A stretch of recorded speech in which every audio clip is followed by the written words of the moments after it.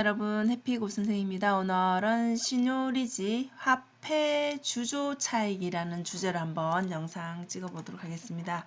네, 이 영상은 경제용어 응용편의 17번째 시간입니다. 구명한 작가님의 책이고요. 네이버를 좀 참고를 했습니다. 자, 신요리지 주조 차익이라고 보시면 되는데요. 이것은 이제 좀 왜 알아야 되는가를 한번 생각해 볼 필요가 있습니다. 우리가 중앙은행에서 돈을 화폐를 발행하잖아요. 그죠? 그러면 그 화폐를 발행함으로써 얻는 이익을 말하는데요. 우리가 화폐를 발행할 때 그 드는 비용들이 있을 거 아니에요? 뭐 예를 들면 뭐 인쇄하는 그 인쇄값, 종이 내지는 인건비 이런 것들을 제외한 액면가에서 제조 비용을 뺀 거, 화폐 액면가에서, 즉 우리가 5만 원짜리 한 장을 발행을 한다라고 치면은 그런 비용들이 만약에 5천 원이 든다라면 이 5만 원에서 5천 원을 뺀 금액을 말하는 것이죠. 그러면 이때 신요리지는 그 4만 5천 원이 되겠죠. 그죠? 5만 원에서 5천 원을 빼면. 자, 그러면 결국 이게 뭐과 관련이 있냐면은 결국 우리가 어떤 통화를 우리가 쓰느냐에 따라서 이 나라에 그런 좋고 나쁨의 영향을 미칠 수 있겠죠. 그래서 미국에 지금 달러가 기축 통화로 전 세계가 쓰고 있잖아요. 그죠? 자, 그러면 만약에 미국이 100달러를 찍는다라면 좀 전에 얘기한 것처럼 실제 들어가는 비용을 빼고 나머지는 다 달러를 벌어들이는 거라고 보시면 되는 거죠. 그래서 이것이 굉장한 힘이 되겠죠, 미국에는. 그래서 미국 기축 통화 달러의 힘이 이제 여기에서 이제 나오게 되는 것이죠. 그러니까 누구나 다 이것을 하고 싶은 마음이 있겠죠, 그죠? 나라가. 그래서 미국은 실제 1945년에 이렇게 달러가 기축 통화로 지정이 됨으로 인해서 사실은 달러 주조권이라든지 신용리지를 장악하고 있다고 봐야 되는 것이죠. 그래서 실제적으로 미 연방준비제도 이사회에서 발표한 거에 따르면 이렇게 연간 110에서 150억 달러의 이런 신유리지 효과를 본다라고 합니다. 뭐 물론 장점이 있으면 단점이 있듯이 부작용도 있기는 하겠죠. 자, 이렇게 달러가 기축 통화가 되다 보면 통화량이 증가할 수 있겠죠. 그죠? 자, 증가하게 되면은 당연히 물가는 상승하고 화폐 가치가 떨어질 수 있겠죠. 달러의 가치가 떨어지면서 인플레이션이 생길 수 있다라는 거.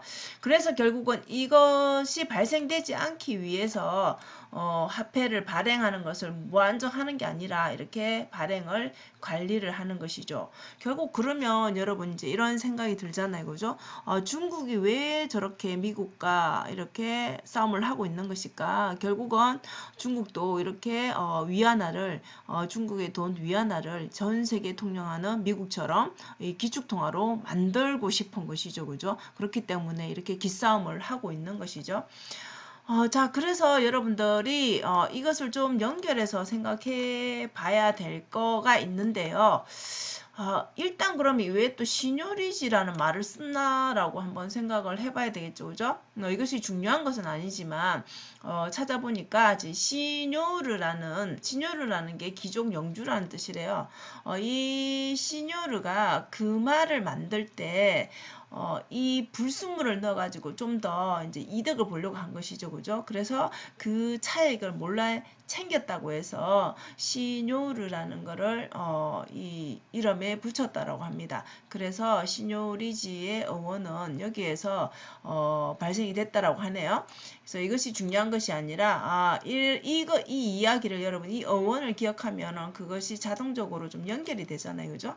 그래서 그렇게 한번 여러분들이 시뇨리지라는 게 거기에서 나왔구나. 그래서 이것은 그런 효과를 나타내는구나. 또 그런 부작용도 있구나. 라고 여러분들이 한번 생각해 보시면 좋을 것 같고요. 그리고 우리가 책을 읽거나 어떤 공부를 하거나 이렇게 되면 뭐 정보를 우리가 얻게 되면은 좀 생각을 해봐야 되죠. 그냥 그렇구나 하고 넘어가 버리면 사실 우리가 기억을 하지 못하죠. 그래서 좀 기억을 좀 더듬고 남기 생기기 위해서는 좀 스스로에게 질문을 해볼 필요가 있습니다. 그러면 지금 이제 또 대세가 되는 게 비트코인이잖아요. 그죠? 이 비트코인 가상화폐가 생겨나서 지금 이 시놉리지 효과는 그럼 누가 가지는가, 이런 질문을 던져볼 수가 있어야 된다라는 것이죠. 이거는 뭐 각자가 생각이 다를 수 있겠죠. 그죠?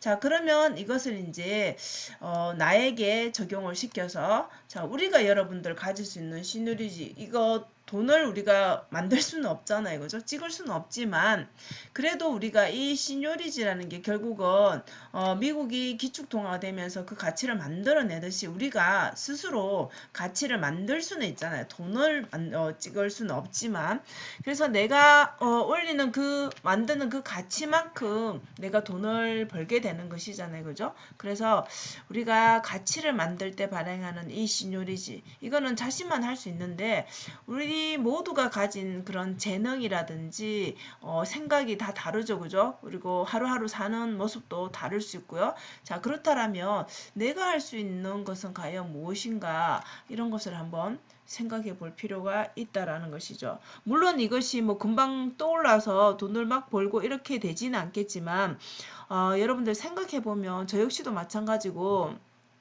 살아감에 있어서 여러분, 하루하루 살아감에 있어서 내가 시놉리지를 모른다고 해서 큰일 일어나는 건 없습니다. 그죠? 그런데 이것을 알모로 해서 이 단어를 한번 정의를 해보고 찾아보고 알모로 해서 이게 좀 생각이 좀 확장이 된다는 것이죠. 우리가 비트코인을 또 생각하게 되고 또 가치를 생각하게 되고, 그래서 나에게 적용할 수 있는 것은 뭘까? 나는 어떤 가치를 만들까? 이런 생각까지 이어진다라는 게 중요한 것이죠. 시놉리지를 알고 모르고 해서 끝나는 게 아니라 이것은 결국 다른 걸로 생각을 확장할 수 있다라는 거. 그러면 결국 이걸로 인해서 내가 가치를 뭘 만들까 생각하다가 다른 뭔가 행동을 하나 할 수도 있겠죠. 그죠? 내가 가치를 만들기 위해서 이것을 오늘부터 해봐야 되겠다. 이런 작은 행동들이 일어날 수 있다라는 것이죠. 그래서 우리가 책을 읽고 이런 공부를 하는 이유가 결국은 다른 사람과 아니면 이전에 나와 다른 삶을 살기 위함이 아닌가 싶습니다. 그것은 우리가 크게 뭔가를 도전하거나 행하는 것이 아니더라도 생각에서 출발해서 작은 행동 하나가 나의 인생을 바꿀 수 있다라는 것이죠. 그래서 오늘은 낯설 수도 있는데요. 시놉리지라는 단어에 대해서 한번 정리를 해봤는데요. 여러분들이 만들 수 있는 가치는 무엇인가 한번 생각해보는 시간이 되셨으면 좋겠습니다. 자, 오늘도 영상 시청해 주셔서 감사하고요. 여러분 오늘도 행복한 하루 되세요. 감사합니다.